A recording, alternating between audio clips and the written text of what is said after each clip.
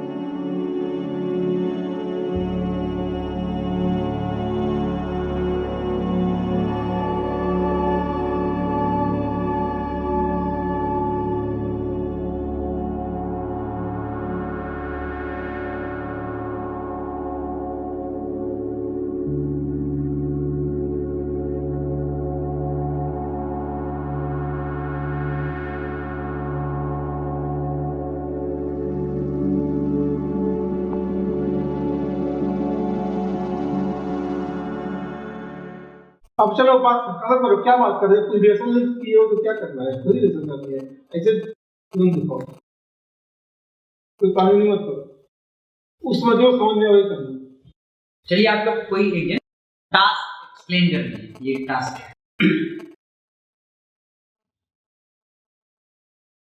अभी 5 चित्र बनेंगे यहाँ पर और उसमें हम आधे अधूरे नाटक को दिखाने की कोशिश। 5 स्टेज ना? हाँ स्टेज।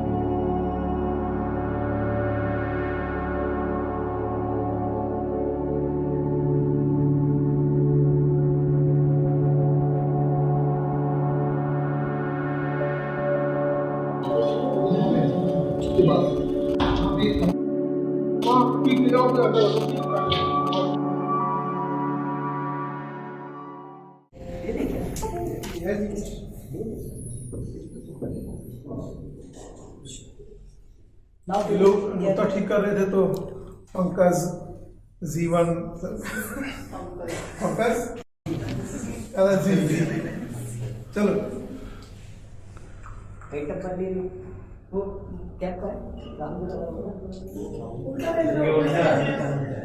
क्या राहुल तुम मेरा पत्थर कहाँ रखे? जाओ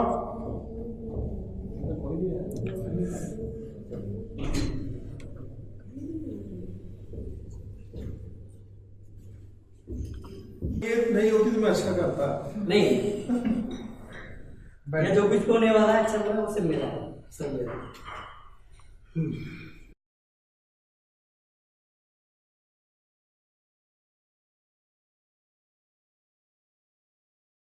बात इतनी है कि महेंद्र की जगह इनमें से कोई भी आदमी होता तुम्हारी जिंदगी में तो 1-2 साल बाद तुम यही महसूस करते कि तुमने गलत आदमी से शादी की।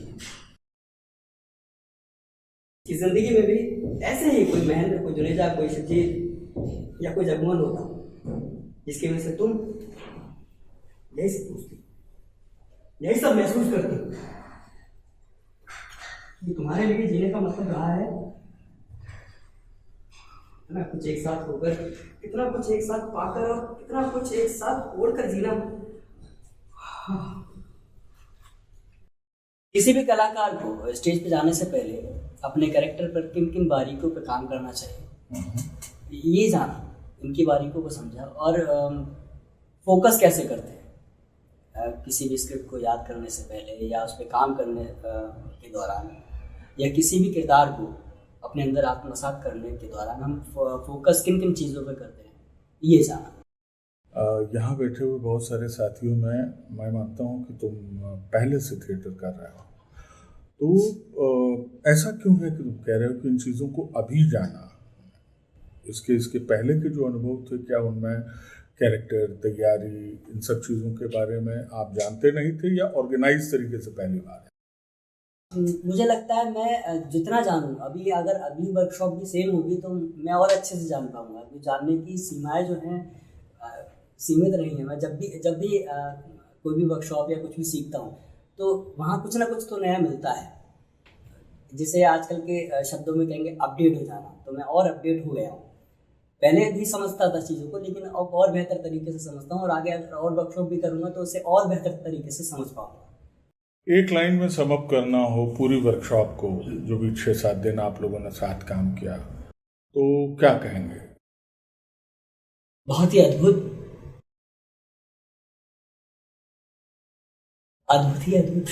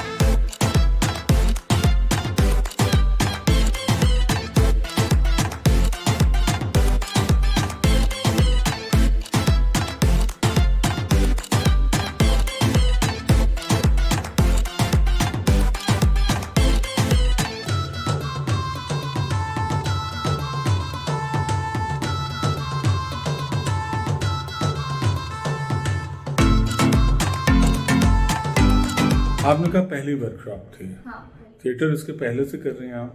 हाँ, 2 months। अच्छा, तो अगर कोई स्क्रिप्ट आपको दी जाए जैसा आपने कहा, तो इस वर्कशॉप के हवाले से उसकी तैयारी आप कहाँ से शुरू करेंगे? How you will start? आपको एक स्क्रिप्ट दी गई अभी, और ये कि आपको इस पर प्ले तैयार करना है, तो आप इसको कैसे शुरू कीजिएगा? सबसे पहले तो जो चीज़ होती है आपका कैरेक्टर, जो भी कैरेक्टर है उसका प्रॉपर एनालिसिस करना आ गया है मुझे। मैं उसको प्रॉपर एनालिस करूँगी, उसकी उम्र क्या है, वो किस भाषा क्या है, उसका बैकग्राउंड क्या है, उसकी बैक स्टोरी क्या रही है, तो प्रॉपर उसको पहले एनालिस करूँगी। फिर जो भी उसके वो हैं, पहले तो पूरा प्ले पढ़ना चाहिए, कभी भी आधा अपना कैरेक्टर पे इतना ध्यान नहीं देना चाहिए, आपको पूरा प्रॉपर प्ले होना चाहिए। एक होता है एक टोटल, उसमें पढ़ना चाहिए। तो अगर मुझे स्क्रिप्ट मिलती है तो मैं अपना कैरेक्टर को कैसे बेहतर बना सकती हूँ, वो चीज़ अब आ गई। एक लाइन में तो नहीं आ सकता, क्योंकि बहुत सारी चीज़ें सीखी हैं, तो मतलब एक लाइन में तो अद्भुत ही है ये। पहले लगा था कि भूल जाएंगे, लेकिन अब नहीं लगा।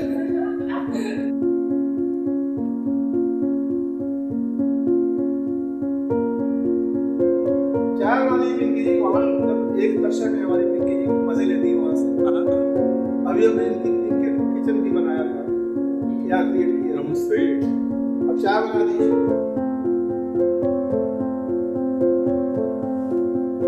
आप लोग दोबारा जाएंगे,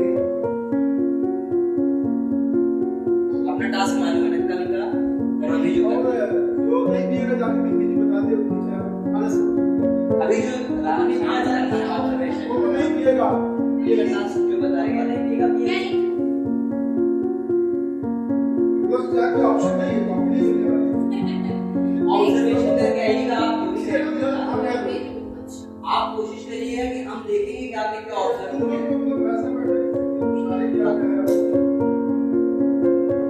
जो भी कैरेक्टर आप बनाएंगे आज ऑब्जर्व करेंगे, उसकी डिटेलिंग अपनी एक पेज पे नोटबुक पे जरूर लिखिए। तो आपको इस वर्कशॉप का मेरा पर्सनल एक्सपीरियंस ये था कि पहले हम जो चीज़ें करते थे, अगर कुछ भी काम कर रहे हैं तो हम सिर्फ करते थे, ये नहीं पता था कि हम क्यों कर रहे हैं, उसे मतलब समझ के नहीं करते थे। वर्कशॉप में आने के बाद ये जाना कि मतलब जो भी आप चीज़ कर रहे हैं उसको पहले ठीक से समझिए, उसके बारे में सोचिए, अपने अंदर लाइए और फिर उसे करिए। कोई छोटी सी भी चीज़ अगर आप कर रहे हैं, अगर कोई चीज़ आप ढूंढ भी रहे हैं, तब भी क्यों ढूंढ रहे हैं, किस लिए ढूंढ रहे हैं, कहाँ ढूंढ रहे हैं, ये सोचिए, उसको जानिए। दूसरा ये कि आप अगर आपको कोई चीज़ मिली है, कोई स्क्रिप्ट वगैरह मिली है, तो आप उसमें खुद को कितना देख पा रहे हैं, और अगर नहीं देख पा रहे हैं तो आप बाहर से क्या ले सकते हैं। और जैसे कि सभी ने अभी बताया कि रस वगैरह जो थे, मतलब वो आपको कहाँ कहाँ पर मिल रहे हैं, आप किस चीज़ से ज़्यादा उसे इम्पैक्टफुल बना सकते हैं। तीसरी चीज़ ये कि हमारी ज़िंदगी में या थिएटर लाइफ में या एक्टिंग लाइफ में पढ़ना बहुत ज़रूरी है, क्योंकि अगर आप पढ़ेंगे नहीं तो आपको जानेंगे नहीं। ये इस वर्कशॉप से ही जाना आपने? Are you sure? मतलब जाना समझा, इससे पहले भी सुना था कि मतलब अपने सीनियर से सुना था कि उन्होंने बताया भी था कि पढ़ना बहुत ज़रूरी है। लेकिन मैं इसलिए टाल देता था क्योंकि मुझे पढ़ना बहुत बोरिंग लगता था, कोई भी चीज़ उठा के पढ़ना। लेकिन हाँ, अब जब दादा से डांट पड़ी तो ध्यान गया कि भाई पढ़ना तो ज़रूरी पड़ेगा।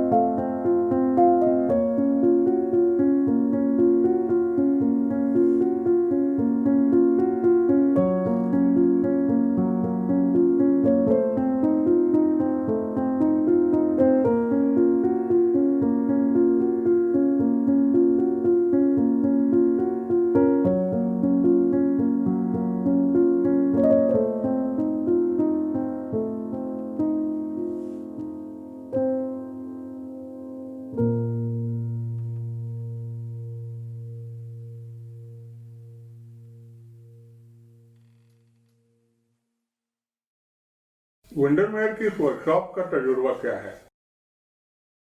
विंडरमेयर में आना और बरेली में होना या बरेली अपने परिवार में होना जीवन का एक दूसरा सुख है।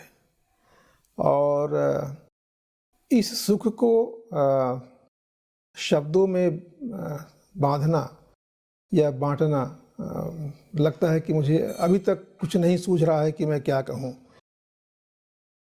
विंडरमेयर में मैं पहले भी आता रहा हूँ और इस वर्कशॉप में हमेशा की तरह कई ऐसे विद्यार्थी या युवा या बच्चे मिले जिन्हें लगता है कि इन पर भरोसा करके कोई नाटक या किसी नाट्य प्रक्रिया की रचना हो सकती है, किसी नाटक का निर्माण हो सकता है। इसकी दो वजह है। एक तो विंडरमेयर की टीम का और इसके team leader doctor Brajeshwar Singh का जो उनकी पहल है और जो उनका विश्वास है, ये सब मिलकर एक ऐसे रचनात्मक आइलैंड का निर्माण करते हैं कि जहाँ पर आप कभी भी जाकर कुछ हासिल करके कुछ रच कर ही आएंगे। और इस अर्थ में मुझे लगता है कि विंडरमेयर या रंग विनायक की टीम जिस तरह से बरेली को एक पूरे देश के सांस्कृतिक नक्शे पर इस्टेब्लिश किया है, उसकी चर्चा हर जगह होती है। तो मुझे लगता है कि मैं भी इसका हिस्सा रहा हूँ। ये बहुत रचनात्मक संतोष की एक वजह बनता है मेरे लिए।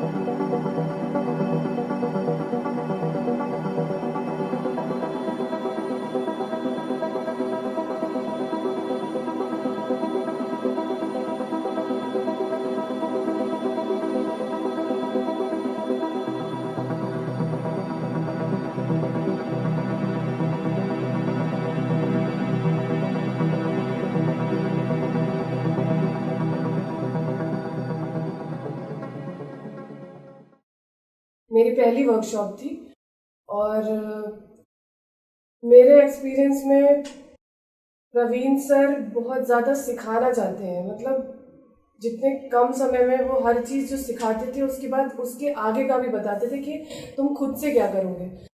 और जैसे शुरू में उन्होंने जो भी चीज़ें सिखाई, फिजिकल एक्सरसाइजेस, तो उसके साथ ये भी बताया कि अब इसको रोज़ करिए। मतलब जो हमें ओम का प्रयास कराया, उसका क्या यूज़ है, उससे क्या फ़र्क पड़ेगा, उसको सही तरीके से करें और ज़्यादा टाइम तक करें कभी, ताकि वो हमें कुछ सच में उससे कुछ लाभ हो।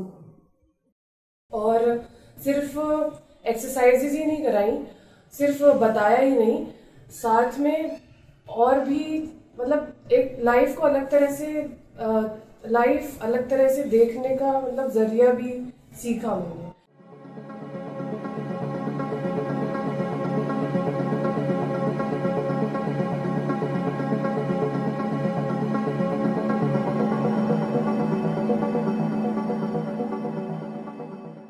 ये सर वर्कशॉप का एक्सपीरियंस मेरा बहुत ज़्यादा अलग था। और इससे पहले जो भी रोल वगैरह मिलते थे तो हम क्या करते थे, उनका सिर्फ जो भी हमें लाइन्स मिलती थी हम सिर्फ वही पढ़ते थे, हम पूरी स्क्रिप्ट को ऊपर नहीं जाते थे।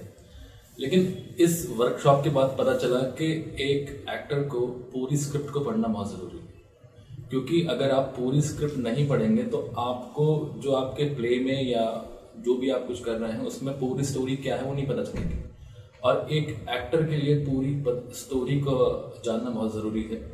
प्लस ऐसे टूल्स मिले हैं एक एक्टर के लिए जो ना सिर्फ एक एक्टर के लिए बल्कि हमारी डेली लाइफ में कितने इम्पॉर्टेंट हैं, उनको हम यूज़ कर सकते हैं और वो एक बेहतर इंसान बनने में हमारी हेल्प कर सकते हैं। प्लस रियल लाइफ में हमने कुछ लोगों को ऑब्जर्व किया, एक स्क्रिप्ट मिली थी उसके थ्रू, तो इससे ये हेल्प हुई है कि हमें कितना ऑब्जर्वेंट होना है। आपने किसको ऑब्जर्व किया?